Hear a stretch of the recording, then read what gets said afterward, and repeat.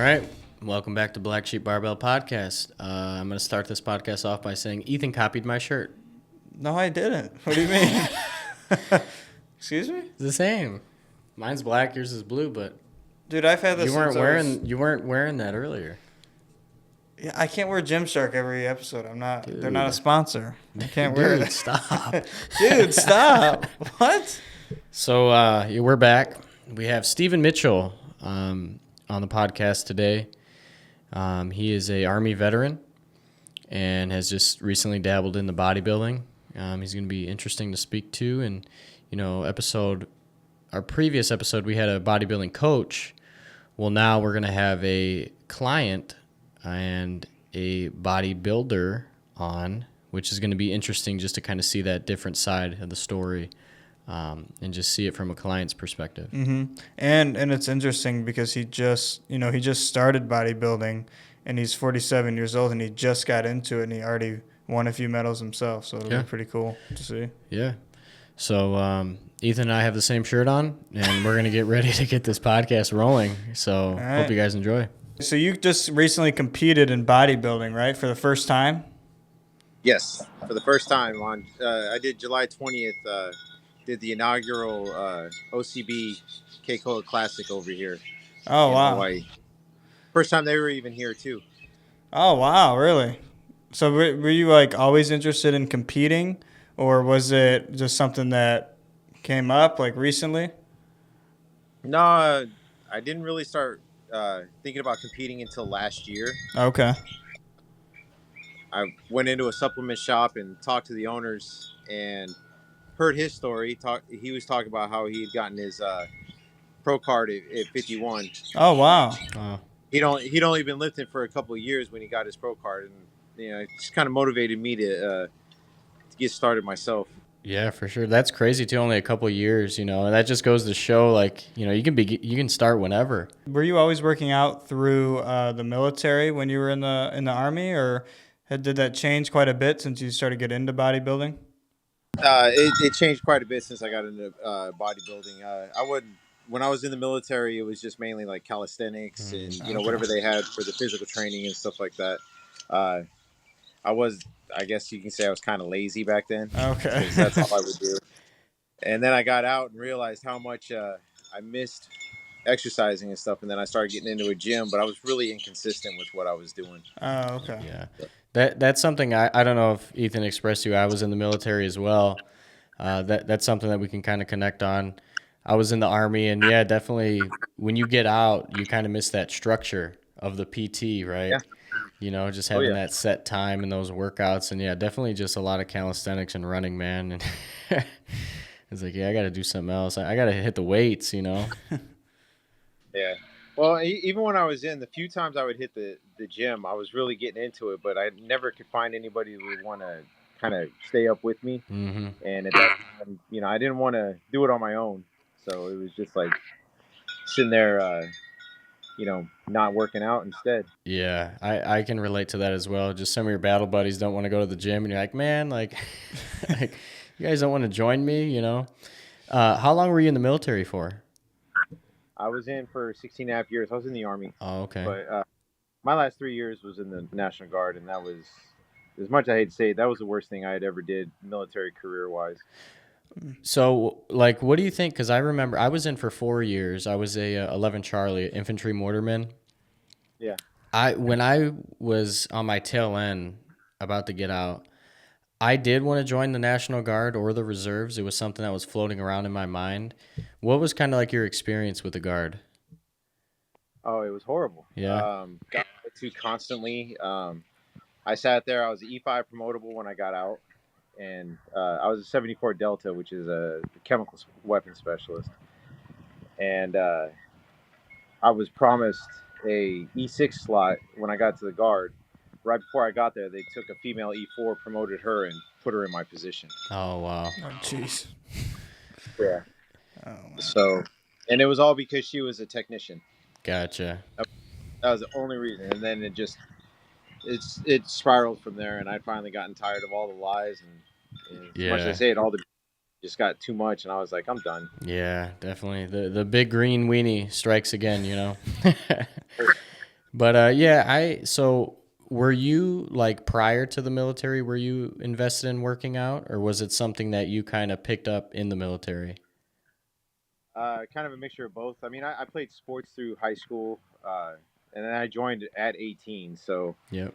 I just kind of continued to play sports in the military, and the working out and stuff just it got more and more after I got out of the military.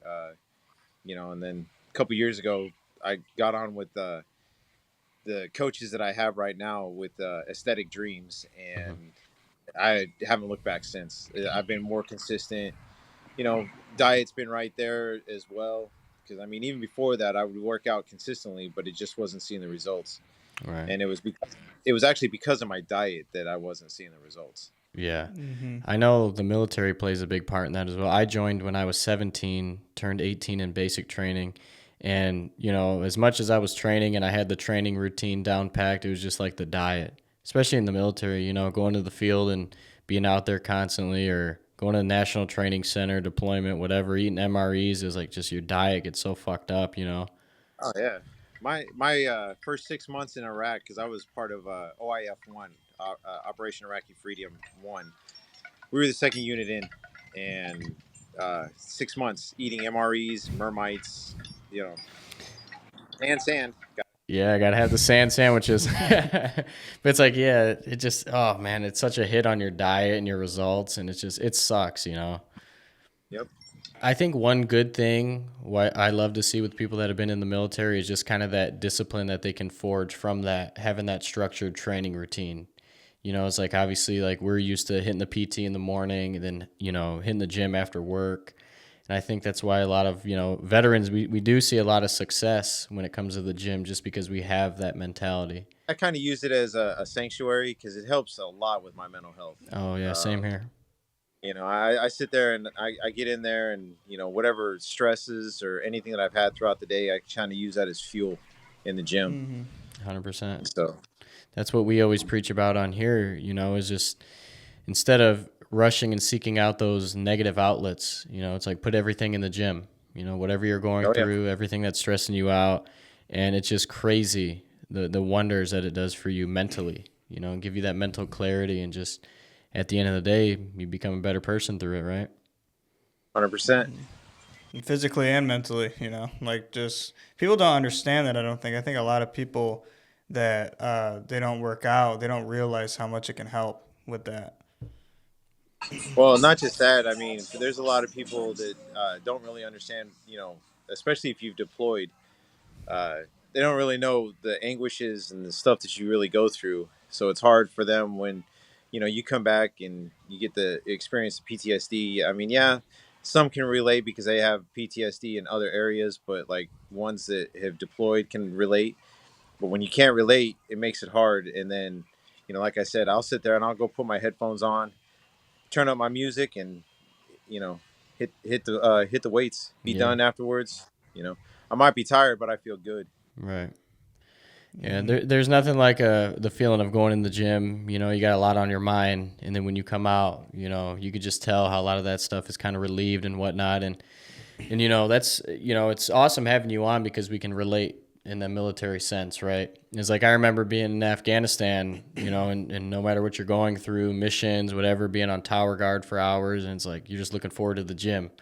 It's like I gotta get a lot off my mind, and just like what the weights can do for you it's crazy, man. At the end of the day. Oh yeah, When you got started with the absolutely. with bodybuilding, when did you start prepping for that? So I actually started prepping for my first show back in January. Um, Okay.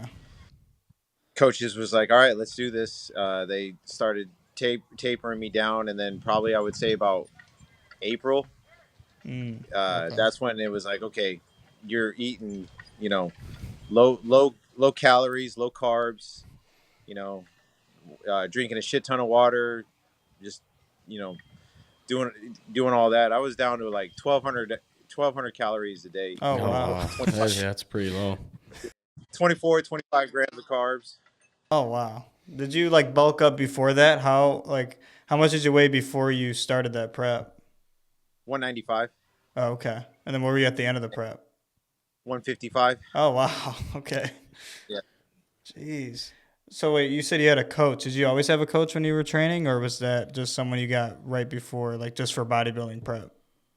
No, I've had this coach for 2 years. Oh, Uh, okay. yeah, I was actually supposed to do a bodybuilding show last year, but had a lot going on. Uh, round about the time that I found out that my son was going to have open heart surgery, because I have a child with Down syndrome and he's got Okay. heart problems, and found out he was going to have open heart surgery, and my prep wasn't going very well. My coaches were like, "Hey, we want you to back out. We want you to withdraw. We'll try again next year." So they put me straight into a bulk, and like I said, January we started going down, and then April we really started hitting the prep hard. You know, Wow. 12, 12 to 14,000 steps a day, hour, hour and 5 minutes of Mm-hmm. cardio, low calorie diet, low carb diet, and just right before going into it, they carved me up a little bit so I could look a lot better. Mm. Yeah. What are like some of the challenges you face, like going through that prep, like, actually having the coach, and just kind of having that regimented routine? What are some things that you kind of face that were some challenges going through that prep? Oh, definitely the hunger. Yeah. I mean, you think about it. The average American eats, what, 12 to 1,400 calories a meal, Right. Mm-hmm. and here we are eating 1,200 calories a day. Yeah. So No fast that food. hunger is a Yeah. huge thing. Yeah. It's crazy too. I've talked about it before on here how, I go through spurts where if I'm trying to bulk up or cut down, I'll put myself on a plan. And other times, I'll go some months without, just, I'll eat kind of whatever, still making sure the food's relatively clean, but just not being so strict on calories. But it's like, it is crazy when you do have that routine and you really realize how much calories people consume without really knowing, right? It's like you go to a restaurant and they have the calories listed. You're like, holy shit, this whole meal is like 2,000, you know? And it's just wild once you have that diet plan set and you're following it pretty strict and you're like, man, this is wild, and you don't realize it unless you have actually dieted before. Yeah. Well, the other thing that kind of helped me as well too is I added vegetables. Yeah. Mainly Mm. mainly broccoli and asparagus and cucumbers. I mean, I was eating a lot of those. Eating a lot of that.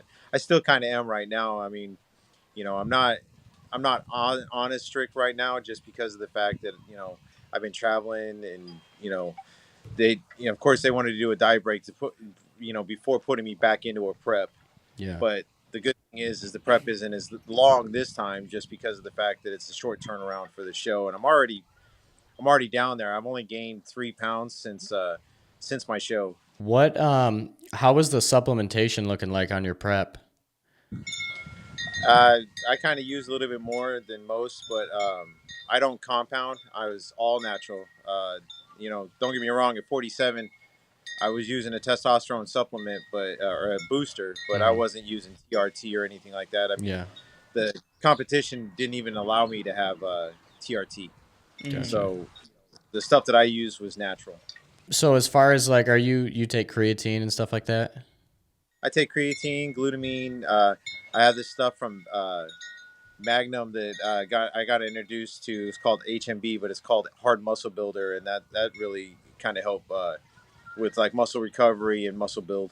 Gotcha. So, are you a big protein shake guy? I know there's some people that are like, eh. So, Uh, I I mean I do what the coaches tell me to do, so it's yeah, like I just have that structure on that. I mean, I have 2 protein shakes a day. gotcha. Okay. What did your coach usually tell you to like eat? Was it always a strict like this certain food every single day? No, I was this time, because of the fact of not being able to do uh, the show last year. I was like, all right, this time I want to be put on a meal plan. So they gave me a meal plan, uh, and that's what I stuck with. Okay. What did that look like? Pretty much like what was your from morning to night? Breakfast was 2 scoops of protein and peanut butter. Okay. Lunch was broccoli and chicken breast. Dinner was salmon and asparagus, and then pre-workout was Oh gosh, I can't even remember what pre-workout was. I It's like yeah, I quick can't. carbs, like something like quick carbs. Yeah, it was, but it was usually like cream of rice, but they Oh took that yeah, away. that used to be Pro- my go-to pre-workout cream of rice. protein shake. Post-workout was cucumber and 93 lean hamburger meat. I know that's the thing. Like, man, these like with diets. So it's like when I would diet down and try to be in a deficit, I noticed that I kind of, which not a good thing, but I would rely on protein shakes pretty often. I think when I was dieting down, I'd probably have like 3 a day. I would have I used to love doing a protein coffee in the morning. So I'd like have black coffee and mix that with some protein. Sometimes I do protein oats and then obviously just like a shake after training, just to kind of get in, make sure I'm getting in enough protein. I hate to say it, but man, it's hard for me to eat the chicken breast. Just the bland chicken breast it's always been like a struggle for me. Well, that's why I'm glad that they allowed me to use like seasonings. Yeah. So the best way to with chicken breast is like I use Mrs. Dash a lot. I use sweet Bubba Ray's sugar Hmm. free barbecue sauce. Just kind of things like that. Even taco seasoning. Yeah. Taco seasoning. I used to love doing ground turkey. Used to do ground turkey with jasmine rice, the taco seasoning, and then like salsa. Just kind of make like a little bowl. That used to be one of my favorite like lean meals. Yeah. I every once in a while I throw in some like fat free cheese and stuff like that. Get a little bit of extra carbs in there, Yeah. but it just really depends. I mean, like when you get on a prep, you really you're trying to slender down. You're trying to dry yourself out and stuff. The one thing that I'm glad my coaches didn't do was you hear about a lot of bodybuilders that do water manipulation the last week before Hmm. or a couple weeks before, and they didn't put me on that. They're like, oh, just keep drinking water. Just do your normal. Okay, Right. I was just about to ask you that is if you have to get dehydrated right before the show for a couple days. Yeah. Luckily, I did not, and I'm glad that I didn't because that probably would have made me even worse than what I already was during peak week. Yeah. Yeah. Let's talk a little bit about the mentality going through that prep. Like, how some people get very irritable, some of the things you experience when you're very low calorie. What are some kind of things that you were struggling with going through? I know me, when I'm low calorie, I get super annoyed very quickly. I mean, I already get annoyed over stupid people as it is, but I feel you. I feel you. uh, no, the irritability is definitely one thing, and then short tempered. I was even noticing it with my kids as well too, and it just you kind of have to take that step back sometimes and you be like, hey, buck up and just chill out. Yeah. So as far as like when you're not, what is like a typical, like what's the difference between, when you have your plan for when you're dieting down on prep compared to just like your free plan, when you're not on prep, you're just kind of eating, you have that more, a bit more freedom. What does your diet kind of look like just on a regular day? Well, like right now, breakfast for me is oatmeal with a scoop of protein, peanut butter, and blueberries. And then for lunch, it's rice, broccoli, chicken. Dinner, salmon and asparagus. Pre-workout is rice cakes, peanut butter, and a scoop of protein. And then post-workout is rice, cucumber, and hamburger meat. Yeah. I used to like doing ground bison a lot. How do you feel about ground bison? Well, I've never had ground bison, but I love the bison steaks. Yeah. Oh yeah, they're super expensive though.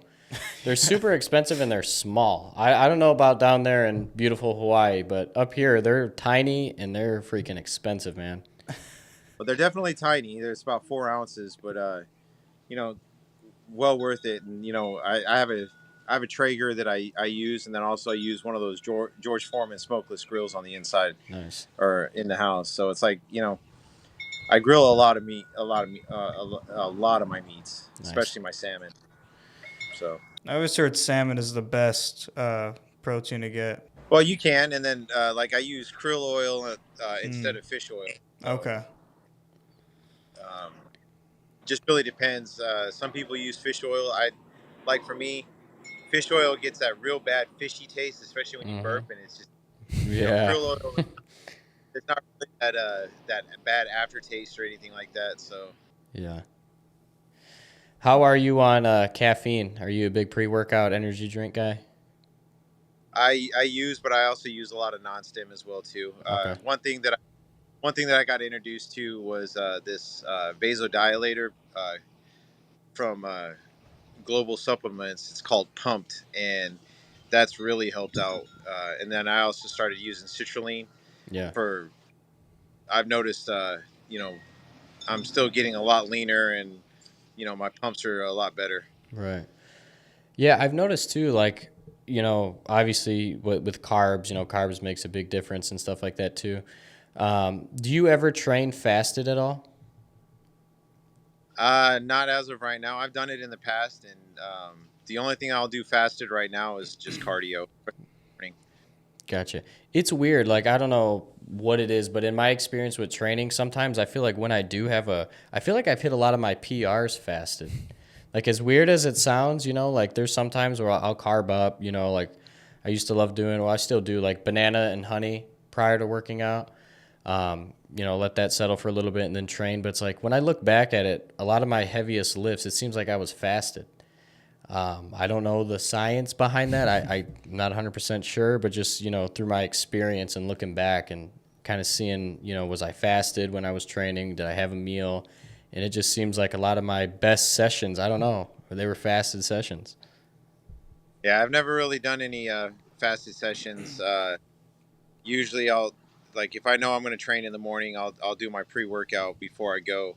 But if I know I'm going to have time to do breakfast and pre-workout, then I'll make sure to do that as well too. Right. So sometimes, pretty well, you know, well off. Right. So lots of energy. Yeah, for sure. So what was it that kind of clicked that made you want to do the bodybuilding show?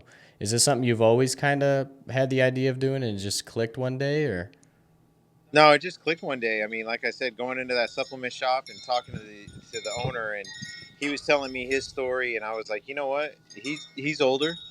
You know, why can't I do it? Right. Even talk like there was one time I had a conversation with Sean Ray himself, and he was talking about how his sister was helping him at the door for the Sean Ray Classic, which is what he sponsors over here in Hawaii. And he said his sister was 55 and did her first. Mm-hmm. So you just kind of hear these motivational stories, and that's what gets you, kind of going that way. Got it, going in that direction as well too.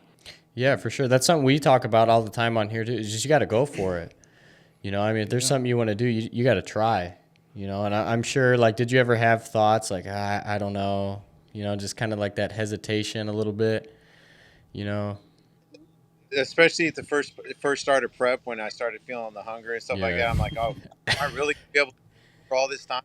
Yeah. You know, you kind of question yourself, you question your sanity, things like that. And Mm-hmm. it's just like, it's a mental thing. Yeah, 100%. And I know that it is definitely a rewarding experience when you get through it and you look back at it and you see that you're able to get through that prep, right? And see the photos of yourself after that show.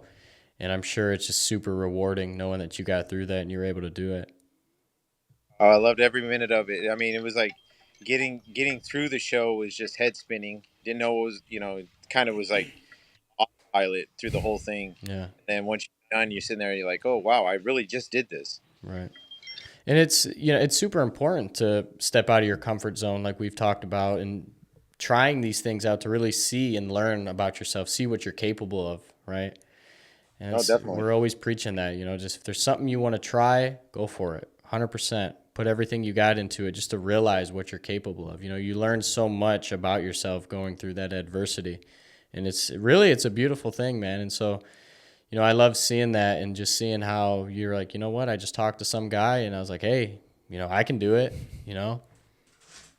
Well, that's why. I mean, I've got another show getting ready to come up. September 13th, and then, I'm doing the Sean Ray this year for sure, and that's in November. So, and I've already talked to my coaches. I've already told them, I'm like, hey, I want to be, doing this stuff even next year as well too. Yeah. So Have you always kind of trained in a bodybuilding sense? Have you ever dabbled into like powerlifting or any other training styles? I've just done bodybuilding. Bodybuilding? What's kept you like motivated to like continue doing this through? Was it like the military that like makes you like have that discipline of to stick to that and go through it no matter how hard it is or whatever you're going through? Yeah, but also, you got to have a lot of integrity and accountability when it comes to this kind of stuff because, you got to have the integrity to sit there and say, hey, I'm going to do this and I'm going to do it the right way. Mm-hmm. But you also have to hold yourself accountable for it because if you can't hold yourself accountable, that's when you start slipping up and you get yourself to the point where you make mistakes. And even my coaches was talking about how they've made mistakes in the past and it's cost them, shows. Mm-hmm. You know, and like I said, and even they'll tell you it's a mental thing. Yeah. So if you can get past the mental part of it, then you can do it. Yeah, definitely. So we've had a coach on before, and I think it's interesting. We talked to the coach and his, perspective on the importance of having a good relationship with the client. And I think it would just be good to get your opinion, from a client standpoint on how important is it to have that solid relationship with your coach to really help you get through that prep. You got to have it. I mean, 100%. You have to have, and you got to be able to trust your coaches as well too. If you sit there and you get a coach that's going to constantly put you down or not help you or anything else like that, it's time to get a different coach, Mm-hmm. especially when you're trying to do this. I mean, yeah, it's an individual thing, but if the coaches are there to kind of help you push you along and make sure you keep yourself there. So, from a client standpoint, coaches mean everything when it comes to prep. What would be like some of your advice for somebody that is seeking a coach? Somebody that's trying to get into the bodybuilding sport or any type of sport and they just kind of don't know where to start, where to seek, a credible coach. What is like some advice you could give for people that are starting out? Mainly look for somebody you can trust. You also look for somebody who's, if you're wanting to do bodybuilding, make sure you get somebody who's a bodybuilder. Mm-hmm. Don't get somebody who's a power lifter or a strongman or anything else like that. Get somebody that knows what they're doing Yeah. because they can relate as to what you're going through, but they also can show you the ups and downs and help you through those ups and downs. Yeah. I think it is super important too, just to make sure you're getting with somebody that, has gone through it themselves. They have that established credibility. I've had friends and family members before that have, got a workout program or a diet from somebody. And I'm like, who is this person? I'll do a little investigating and I see the plan. I'm like, this is like super bland, like super basic. This looks like it's pulled off of Google. Or you see that person that is providing them with this material and it's just, you can tell right off the rip, like, yeah, I don't know if they're that trustworthy. And no, you got to be able to trust your coaches. I can't emphasize that enough. And I absolutely love the coaches I have. The one coach I mainly deal with, yeah, he did classic physique. I was doing men's physique, but the main coach has done men's physique, so he was able to help me with like posing and things like that. So I mean, they knew exactly what I needed, and they worked with me. So I want to touch on, I can't help. You have a beautiful background here. You're in Hawaii. Have you always lived in Hawaii?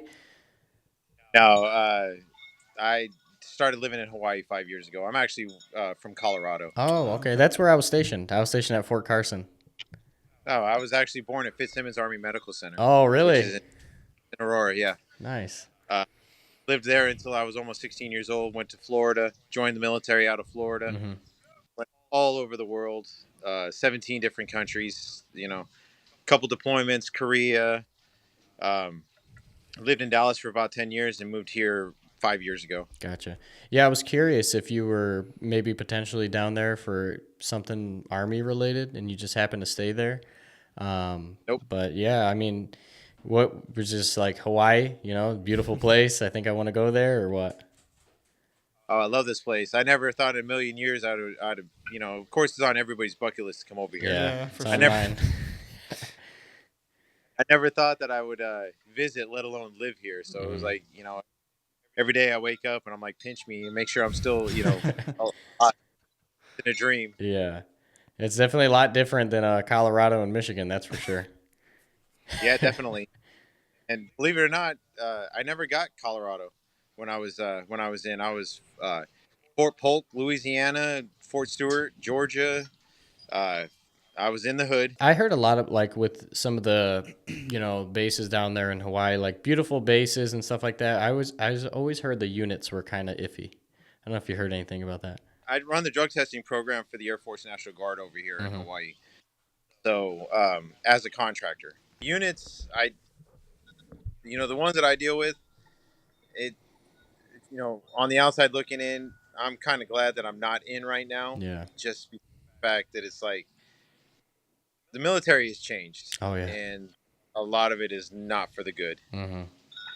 So I'll just leave it at that. Yeah. No, I agree, man. I agree. I mean, I'm younger, and I was younger when I went in, but I could even just in the 4 years that I did, I could see it changing. Like as I was on my tail end out, I could see stuff changing. Policies changing, stuff like that. Things that they were allowed to do, or they're no longer allowed to do in basic. I'm like, oh my god, like so many drastic changes in just a couple years. It was crazy to see. Oh, I was in when they tried to do stress cards. Oh yeah. Yeah, get this out of here. Oh, I had when I was at E5, I had somebody actually try to pull one on me, and I took it and threw it like a frisbee. I love to hear it. I was in when COVID was going on. It was just a shit show. In the drug testing, so I had to. The program was decentralized. Military was running it. I had to centralize it. I had to deal with COVID. So yeah, it was definitely a challenge. Not only setting it up, but running with all of it. And you know, Hawaii was one of those states where COVID wasn't rampant, but the people that was in charge were rampant, Yeah. and it was rough. So the contracting, is that your full time job? Like what you It is. do right now? How is that? Does that ever get in the way? Like how do you balance your training out with that? Well, luckily, I have a boss that helps me and encourages training and stuff like that. So if I sit there and I have a day where I don't really have a lot going on, and I decide I want to go to the gym in the afternoon, I'll let her know, hey, I'm going to the gym. Okay. Awesome. Yeah. But they're real. She's real supportive. And plus, the military. I've had a lot of military because I mean, if I'm sitting there telling them don't do steroids, don't do this, don't do that, guess what I'm doing? I'm Hmm. making sure that I'm doing that stuff as well too. Right. I've heard from a few that they actually look up to what I do, as a role model and stuff. So, Yeah. you know, Yeah, you got to live it how you preach it. I mean, you got to be transparent, and that helps build and establish that credibility. a true leader will always do as they say and as they do, not do as they say. No. Right. Do you ever see yourself training at all? Training other, like your own clients? Uh, I'm working on getting my personal trainer right now with nutrition, and I really want to. I've helped a few people, along with my journeys and stuff as well too. My older brother, he's 53, and I've helped him with like dieting and training as well. Also, What program are you going through to get your certification? NASM. Awesome. Okay. Which one did you do? You Yeah. did ISSA, Devin? Yeah, I have Okay. mine through ISSA. I got it. So I actually got mine right when I got out of the military back in 2020. It was something that, when I kind of developed the passion for lifting, which it was when I was in the military, it was something I always wanted to do was get my personal training certification. Um, I've trained people like locally, helping out friends, family, stuff like that, writing up plans for them. And I've expressed before just how rewarding it is to take somebody through that process and see a physical change, see a mental change, and just seeing somebody start from, point A to get to point B and just feel better about themselves and see what they were able to accomplish. It's so rewarding.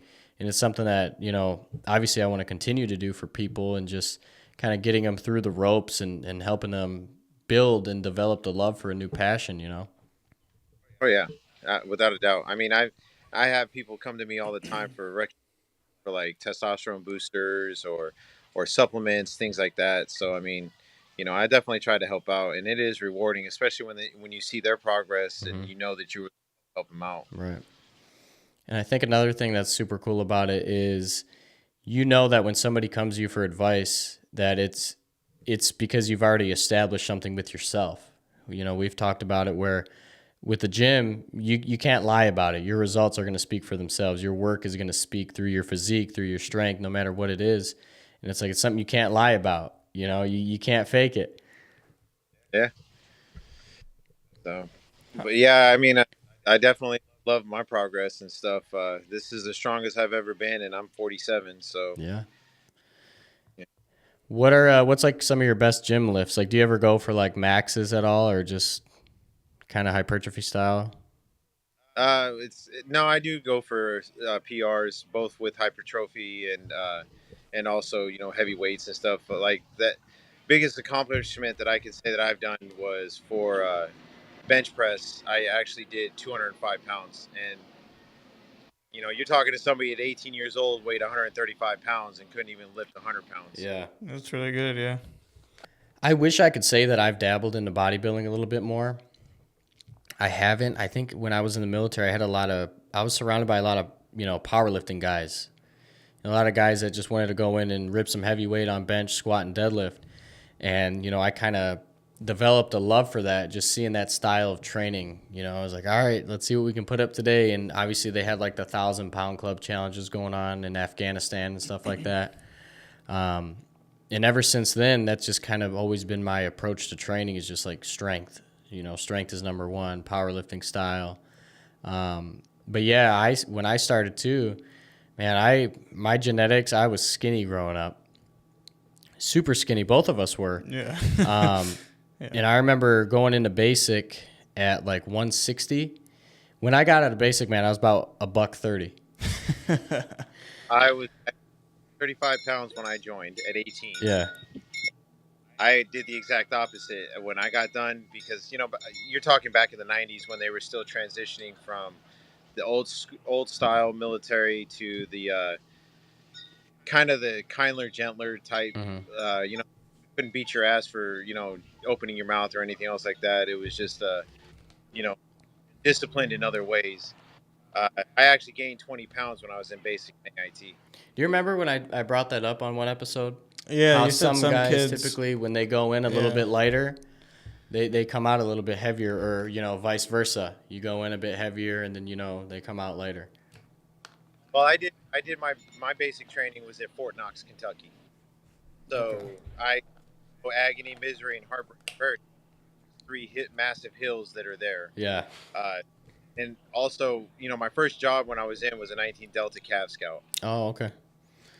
Yeah, so I had to ruck march everywhere. We road march 2 hours worth of PT. Mm-hmm. Things like that.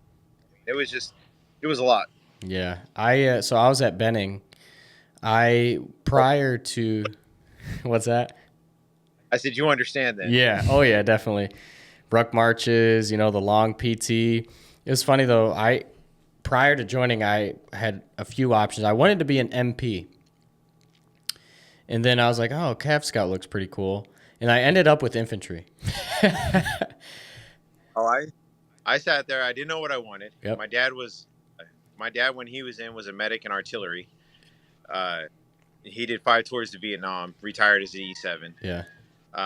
I didn't know what I wanted to do. I just like, look, just give me a job where I'm outside. Mm-hmm. I love being out. And they're like, oh, hey, 19 Delta Cav Scouts. So I was like, okay, here we go. Yeah. Yeah, I was outside a lot. Yeah, definitely. I was the same way. I remember I just wanted to go. I was just like, hey, give me something. Like I just want to get the ball rolling and, let's do this. And I ended up with infantry. I remember my recruiter, he kind of talked me out of being an MP. He was like, listen, he was like, a lot of people don't like them. You're going after your own battle buddies. I'm like, yeah, it's true. And I ended up going infantry route, became a mortarman. And I think that's maybe that being a mortarman is kind of why I developed a love for strength training too, rucking around with mortar rounds and bipods and base plates and cannons. And it's like, I got to be strong. Yeah. Well, I mean, I used to have 100-pound rucksacks. and that wasn't counting all the gear that we had to wear. Yeah. The lighter stuff they have nowadays definitely is not like the Kevlars of old. Yeah. And then throwing all that on there plus ammunition, and you know, I used to have to carry the M60, which is the old school version of the saw. Mm-hmm. I had all those rounds. Yep. Not to mention things like that. Yeah. Yeah, Yeah, I love talking to other military guys about the type of training that we had to do because, man, civilians don't get it, man. These civilians right I don't get it. I don't get it. It's like them ruck marches, man, and then PT and just carrying around rounds and everything. It's like, just. I remember we were doing a 20K ruck march, and I was a part of Fox Troop, Mm-hmm. and we had a 100-pound statue of a fox. Oh, God. That we had our unit. Yeah. And our commander decided to put the fox on a litter. And we would not stop ruck marching until everybody carried that litter for at least a mile. Oh, wow. Couldn't even imagine that. That's insane. I give the military a lot of credit for my mentality when it comes to my just typical gym training now. If I'm going through like a hard session, a hard workout in the gym, I always kind of look back at some of those days in the military, and things that I was able to get through, like some of those ruck marches when you're like, yeah, I just could peel over and die right now. Yeah, you definitely figure out how much heart you have. Yeah. You get to shaking, you get to be tired, and you're just like, all right, I know I need to finish. How much heart do I have to finish? Right. That's super important too, to have that mentality just in the gym. Absolutely. Putting your best foot forward, all your effort into, even if it's a quick little half an hour session, it's like leave it all out there. Give it all you got, because why not, essentially, right? Like, why not give this thing everything that you have if you really want to see the peak results? Oh, absolutely. Yeah, my leg days are, if I don't walk out walking like a baby giraffe and throw up all over the place, then I didn't have a good leg day. Yeah. What do your I was gonna ask, like, your workout split. What does your week look like? What does your leg days look like, and your chest days and everything? So on Mondays are usually my push days. Okay. That's chest, tries, and shoulders. Mhm. Tuesdays are pull days, which is back and by, and then I have what they call a leg hybrid, so it's just kind of doing all my legs all at once. Okay. And then I have a rest day on Thursday. Friday is another push day, but that's when I mainly concentrate on like chest striations and shoulders, and triceps is all blasted at the end. Mhm. And then Saturday is another back and by day where I blast my back and then blast my biceps, and then Sunday's a rest day. Oh, okay. Do you do a lot of running at all, or run at all? I used to have the love-hate relationship with the Stairmaster. Oh, yeah, me too.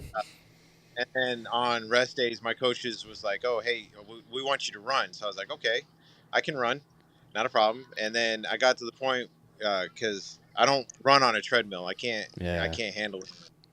Not to mention, I started feeling a lot of pressure on my hips, my hip joints, and knees and ankles on the Stairmaster. So I was like, "Let me get out there and run on the streets." And that's one thing definitely the military. I love the military for is. You run outside. Yeah. You run in the elements, and you just feel like you do a lot more. Right. I'm the same way. I've always had a love-hate relationship. I get into like these moods sometimes. Like I'll go like without running for a while, and I'm like, I want to start running again. And I get all excited about it, and I go buy some new running shoes, and I'm buying some carb powder, and I'm like electrolytes. I'm like, yeah, I'm gonna start running some miles, And I stick with it for a few months, and then I go back to not doing it, and I'm just all over the place. Well, I know just last week, because I've been doing a lot of running, I finally hit 100 miles again, running total, and I think it's been about a month. Nice. Oh, wow. I hit 100 miles in a month. Nice. How many miles do you run like per session? it depends on the time frame, because what I'll do is if they tell me run for 50 minutes, then I'm doing 2 25-minute sessions, and I definitely try to push out, 2.5 miles in that 25 minutes. Yeah, nice. So I've done, I think one year I did, I'm sure you're familiar with like hybrid style training. Yeah, it's like just the running. Basically, it's you're a runner and you're a lifter. You're prioritizing running just as much as you are lifting. I don't know if you're familiar with Nick Bear. Never heard of them. So that's his biggest thing. He's done so many different types of training, Ironmans, everything like that. But he's big on hybrid style training. So it's essentially bodybuilding, but you're focusing on running just as much. So I know like his style, he'll run in the morning and he logs a lot of miles, like I'm talking 8+ miles. Really prioritizes it, and then in the evening he does his lifting. And that's something that I've tried to do, but it's super hard just with the time management, with work and all other responsibilities. Well, that's why I'm glad that my coaches let me do splits when it comes to like my cardio and stuff. Because I mean, trying to get on and do an hour and 5 minutes worth of cardio all at once, it's real rough. Mm-hmm. So, that's why usually I'll get up early in the morning. I'll go running in the morning, and then I'll run after I get done lifting. Nice. Were you doing a lot more cardio when you were prepping for that show after your bulk? Because I'm sure you weren't running as much during your bulk. No, I would say my cardio was kind of minimal during my bulk. Yeah. But once the prep started, then cardio was just as important as lifting. How is your recovery? Like, are you a fan of, like, do you do saunas, ice baths? Sauna or hot tub. Have you ever dabbled in like cold therapy? I haven't. That's something I've done, is ice baths, and we were talking about it on our podcast with the coach. Is like, just the feeling you get after an ice bath or like just a cold shower. We were talking about how, I always like to finish off a shower with cold water. And something that I've found is like doing that first thing in the morning, it kind of relieves like some anxiety, right? Because it's like you're starting off your day with something hard. Like nobody wants to wake up and you're jumping in some freezing cold water. It's like, right. You're already checking off a box of doing something hard starting off your day. It's like, it's just that mental game that you're starting off your day with a mental challenge. Like, everything in your body and your mind is telling you, don't get in this cold water. It's like, no, I got to do it, right? You're starting off your day with that small victory. Yeah, maybe I'll try it one of these days. I don't know. I mean, I've heard pros and cons on both. I mean, but then again, there's always pros and cons on everything. Yeah, everything, There's always, just like there's always pros and cons on lifting in the morning and lifting in the evening. So it's just trying to figure out what's better. Right. I guess. What about sleep? How's your sleep? I do about 7 to 9 hours. 7 to 9 hours? Oh, that's good. I wish. I couldn't tell you the last time I got 9 hours. I work nights. I work night shifts, so it's weird for me, man. I've been kind of struggling with sleep a little bit, but I'm trying to get that all in line. I don't know if you've heard of like hostage tape. I haven't. So it's basically this tape, and I've used it for probably like 3 nights. It's this tape that you put over your mouth, and it's supposed to, obviously it's going to force you to nasal breathe. And, it's supposed to be good for your sleep as far as allowing you to get into a much deeper sleep. There's a lot of science behind it. I don't want to get into it, but it's just something I've been trying.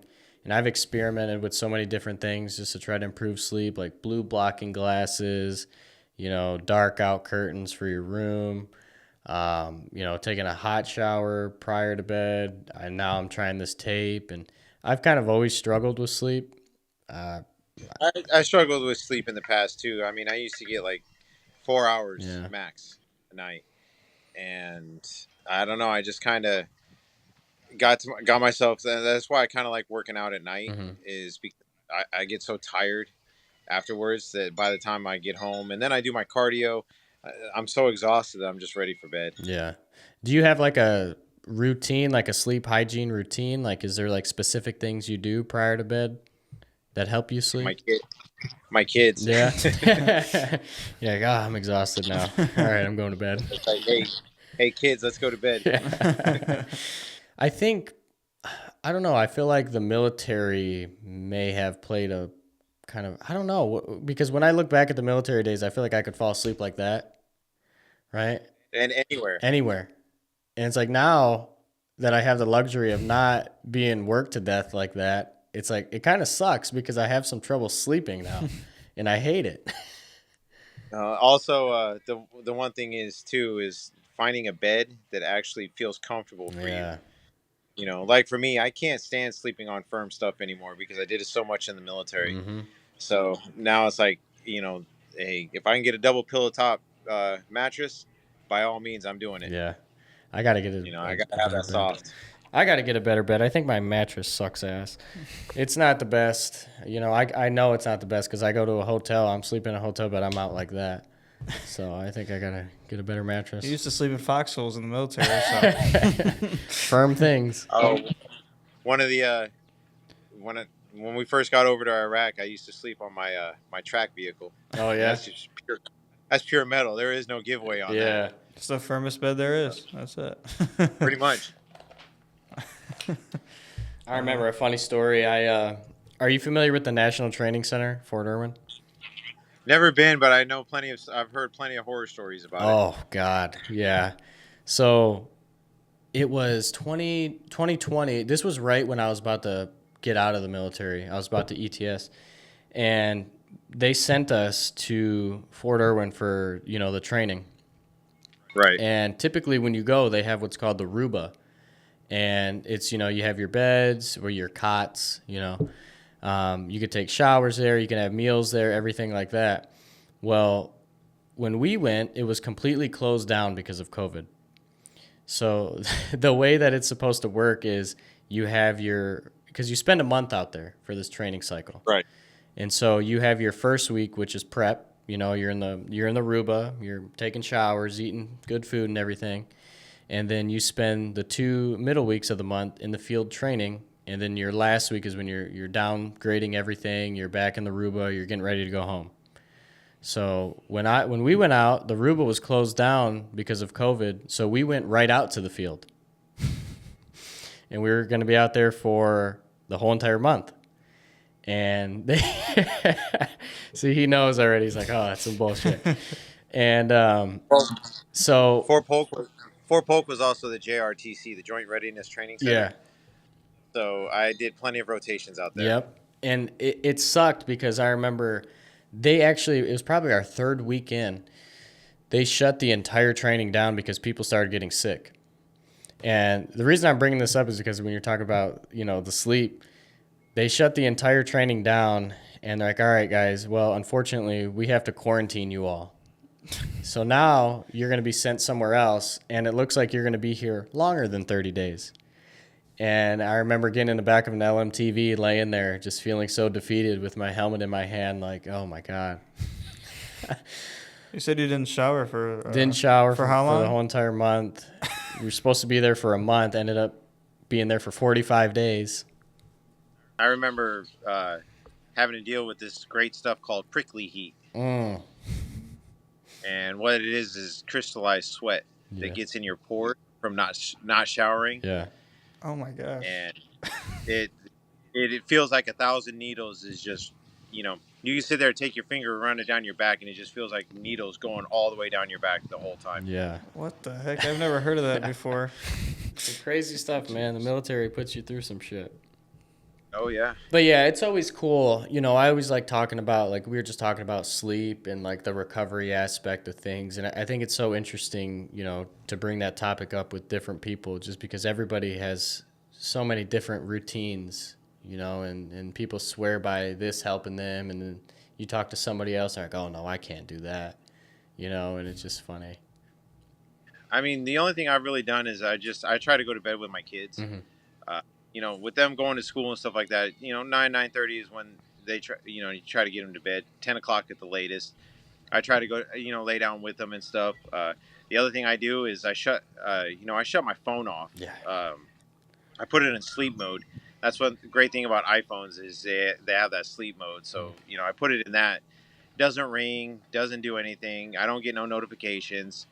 I don't sleep with an Apple Watch, so it's not like I have to worry about anything like that. And once my alarm goes off, I try to, I wake up. There are times where I get up in the middle of the night and have to use the bathroom or something like that, but usually for the most part, I can fall right back asleep because I don't touch my phone. Yeah, that's a big one. That's actually a bad habit for me, is checking my phone, scrolling, whatever. I've always And heard then, like you're supposed to shut it off like yeah. a few hours or a couple hours before bed or something. Mm-hmm. Yeah, I struggle with that. I mean, even with the sleep mode on the iPhone, it actually kicks in 45 minutes prior to what, like, say if you got it set for 10 o'clock, 9:15 is saying, hey, sleep mode is activated. So, yeah.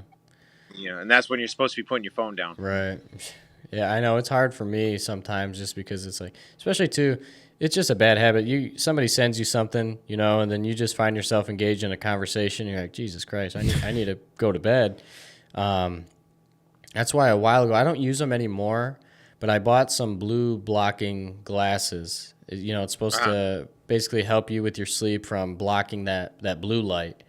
So I remember a couple of years ago, I'm in bed with like these orange glasses on, on my phone, walking around the house. I'm like, hey, I'm blocking some blue light here. Yeah. They looked insane. They were the They craziest look like shooting I've ever range seen. glasses, orange lens. I remember those orange glasses too. But yeah, so it's just cool just to see, like what helps some people. I think I'm still trying to play around with some stuff to kind of really help me get, my sleep to where it needs to be. Have you ever heard of like Whoop watches? I haven't. So there's this company, I know a buddy of mine has one. You wear it, there's no like time or anything like that. It's just like a wristband essentially. And there's an app, it connects onto your phone. And so it tracks everything. Obviously, it tracks your steps, but most importantly, it tracks your recovery. So it'll tell you how many hours you slept, how much you need to be sleeping, how many hours you spent, in deep sleep, and it basically shows you your recovery for that day. So you can be on a green scale, obviously, is what you want, or it'll show that your recovery is kind of low or in the red. And it also shows you this after your training. So when you train, it'll basically show you where you're at as far as your recovery after that session. Yeah, well, I mean, I tell people all the time, you got to have the trifecta when it comes to training. You got to have your recovery, you got to have your food, and you got to have your training. Yeah. And if you don't have, if one is off, it throws all of it off. Oh yeah, for sure. Trying to force those hard gym sessions on little sleep, you can really tell the difference. I've always felt like if I have no sleep, I feel like I can not get injured, but I tweak something easier. I said that last time, but it's just I feel like sleep is very important for training. Oh no, it is, and it helps improve cognitive function as well too. And I can always tell when I don't get enough sleep because my cognitive is just way screwed up. Yeah. Even just with things like such as simple conversations with people, or just remembering somebody tells you something and you're like, what? And just being able to like sometimes, I can tell when I sleep more, it's like just things flow better. You could just talk with people more fluently, to where, when you don't sleep, you got that brain fog and you're like, yeah, oh yeah, yep. It's funny. Be sitting there in the middle of the conversation, falling asleep, and you say something so off the wall, they're looking at you saying, what? Yeah, you're like, what is wrong with it? What's this guy on? But yeah, getting that sleep dialed in, that's something, when I've been training, I think I've been training for like 10 years now. I started when I was 14 working out. And it's a lifelong journey. We're always changing things. We're learning new things. There's always new information that's coming out. And I would love to say that I have kind of everything figured out. Will I ever? Probably not. It's kind of getting that sleep figured out, still working on that. That's been something that's been going on for a few years, getting the diet right. And that's what's the beauty about it, is it's never ending. Yeah. It's also evolving as well too. Yeah. So much new information coming out, and, it's just, it's a double-edged sword, because it's like, you're going to go so long believing this one thing, and then some new science comes out that's like, hold on a minute, we don't know about that. And that's where a lot of my problem was when I first started. When I started my fitness journey and stuff, I was watching these influencers and stuff, and they don't talk about I've been doing this for such amount of years, or this is what works for me, and I got this from my coach. Mm-hmm. They just throw it out there and they say this is what you should do. What they don't tell you is how long they've been doing it. They don't tell you, the food aspect of it. They don't tell you the rest aspect of it. Yeah. They're just like, oh, do this, and guaranteed you're gonna lose stuff. Well, guess what you don't do. Not to mention too, if that individual that's preaching the stuff, if they're on gear or I mean, that's very, they're like, oh, you're gonna get the results by doing this, but it's like, okay, if this guy is on gear and he's saying for this person to do this, it's like, okay, obviously you're not gonna get some results like that. People not really being transparent about that. But yeah, that was the thing with me too, is like I would just, when I first started, I'd look online for workout programs and I'd be like, oh, look at this 20-minute abs session. All right, I'm going to get a 6-pack after this. looking on YouTube, looking on Instagram, Yep. Just looking wherever you could to get that information. Yeah, and it's a blessing because we do have access to so much information, a wide variety of information now, but it's also very intimidating because for somebody just beginning, it's like, where do you start? Like what is the best thing, this style of training. And so I can see how for some people it is intimidating to begin. Well, not just that. It's like I said, it's figuring out what works for you. Yeah. Because what they put out works for them. Right. It doesn't necessarily work for you. If you're trying to bodybuild, but yet you're following a power lifter, yeah, that's not really going to help you. Yeah, exactly. It's like you gotta, that's the fun thing about it is you got all this time to experiment.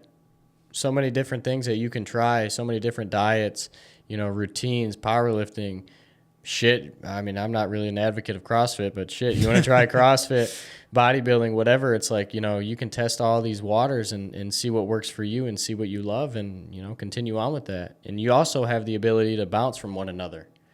Spend some time doing some powerlifting, do like power building or something. Power like building, mix the both. transition into powerlifting, if you went from bodybuilding and powerlifting to doing CrossFit, I might give you a little shit for that, but I mean, I know for me, a lot of motivation that I see is, just people get out there trying. Oh yeah. Yeah. That's what most people don't do. They don't ever try. So. No, but they'll definitely talk like they are. Yeah. I know. But yeah, that's definitely one thing that's super important is just taking that first step. Yep. And not just in the gym sense, but with everything. Just being able to try, not letting other people's words bring you down, not let other people scare you off from trying something, Yeah, that definitely one thing that helped me was getting a more positive mindset, because the world nowadays, it's very depressing, it's very negative, and people around you are the same way. They'll sit there and they'll oh, hey, I support you until you either A, get better than them, or B, right there with them. Yep. And then they tear you down. Yeah.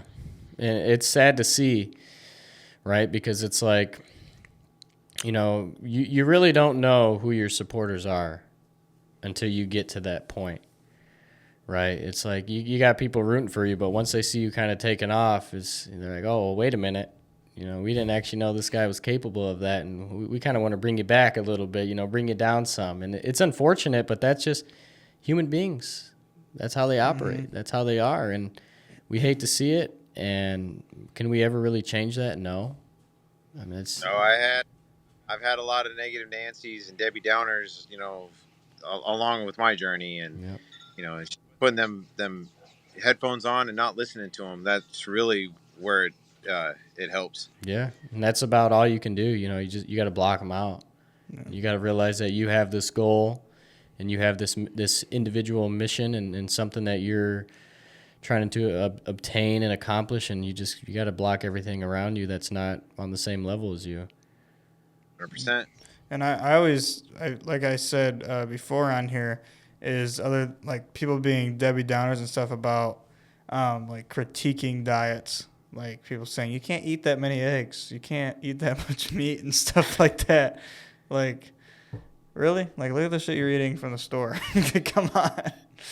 Yeah. Or they sit there and say, oh, I'm hungry. Okay, well, how about having some eggs and bacon? But yet they'll go to McDonald's and get like a McGriddle sandwich. I know. Yeah, exactly. They're so quick to judge, and I hate that too, man, because when I would be on some of my strict diets and friends or family are going out to eat, and they're like, oh, it won't hurt you. It won't hurt you. You need to eat. And I'm like, hey, I'm on a routine. I can't break up the routine. I'm on this plan. I understand where you're coming from, but listen, like, this is important to me. Oh yeah, no, I get challenges with food all the time because like uh, my kids' mom, she's Filipino, so their family is Filipino, and it's like always constantly hear, oh, you got to eat, you got to eat, you got to eat, and always like greasiest food, and I mean the way that they prepare food is not the greatest, but not saying that it's bad food, it's just not prepared the way it should be. Yeah. They use a lot of oils and a lot of fats. When I started, when I was younger, and even to this day, a lot of my family and people I was surrounded by, like, they would never really follow a meal plan or a diet. I mean, it was just the traditional American diet. Well, we're going to go out and get some fast food for dinner or lunch. And, once I started getting to the point where I was prepping meals and following this plan, you start getting weird looks like, who does this fucking guy think he is? Pulling out his little container of food here. Then they're taking a scale to a restaurant to make sure you can get the right amount. Yeah, yeah. Like I would have a scale. I'm pulling it out, weighing my breakfast. They're like, what the fuck is that? But yeah, it's that's a thing too. You got to realize when you start taking care of yourself and in the gym, and you start getting your supplements, your diet plan down, and people are gonna judge you for it. It's okay. I mean, you can't let that sway you from being like, I'll give up on this and just stop doing it. Like you're doing this for you. You got your own personal goals, and you got to stick with it and keep on the path, no matter what anybody says. 100%. So I think that we would love to hear like some good words from you to the audience, younger audience, people that are, just getting into lifting, might be a little timid to start off, and just kind of through your experience, what you've learned, and just some words of wisdom you might have for some people. Just the best words of wisdom, like I've said it before and I'll say it again. Take those steps. Don't be afraid. You're gonna have to put yourself out there. You're gonna have to sacrifice time. You're gonna have to sacrifice a lot of stuff in order to get where you want to get. If you want those goals, you want those dreams. Okay, it's all about sacrifice. What do you want more? You want to play 6 hours on the PlayStation, or you want to sit there and get where you want to get. So absolutely, man. It's all about the discipline. Yep. I couldn't agree more, man. And just real quick, just where can everybody find you at? Well, I'm on Instagram and I'm on Facebook. I'll put your thing up too on the screen. I'll put your username on there. Okay. Yeah, I'm not really much anywhere else. My fitness journey is mainly, there on Instagram. I mean, not really anywhere else. I mean, I use Facebook for family and friends, but Instagram's where I do all my fitness stuff. Awesome, man. Awesome. Well, it's been a pleasure having you on. We appreciate your time. Yeah. I appreciate it. Thanks for having me on. Yep. All right. So, it was super cool to talk with Steven, just kind of get his experience with bodybuilding, what it was like working with a coach, some of his military experience, and how he's able to tie that in with, bodybuilding and lifting and maintain that discipline. And it's super cool that he's, just done these shows, a little bit older, but it just really goes to show that you can start this whenever. Yeah. Right. There's no, you don't have to. I mean, yes, you should start as soon as possible. But, I mean, he's been lifting for a long time. Yeah. Soon in the fitness industry. But even to, do shows and stuff, it's never too late to do that. No, it's never too late. And he's a prime example of that. So, Steven, thanks for coming on, man. Yeah. Thank you so much. Traditional ending. We have a traditional ending. I think these things are pretty much dead. They've been sitting here. Are you going to grab some new ones? Get some new ones. Do you have some more? Do you have some? No. I don't think they're dead. Diablo. Yeah. Are you ready? I'm ready. Ready? Yeah. Right. Dude, I didn't even get a full whiff and it killed me. You got to do this one close. Put your nose. You're making me do it. Put your nose close. Which one? You do it again, then. You do it with that one. No, that one will hit, but you got to get close. Which one? What's that? The one on your right, my left. All right. He's making me do it twice. Yeah. No, you gotta get in there, buddy. Oh! Oh, shit. Jesus. All right. Wow. Woo. I had 3 hours of sleep last night. It's more than I'm enough. awake now. I'm more awake now. I was dozing off driving here. That's not good. Don't do that. Can't do that. Can't do that, yeah. But all right. Well, thank you guys for watching. Thank you so much, Stephen Mitchell, for coming on. You were great.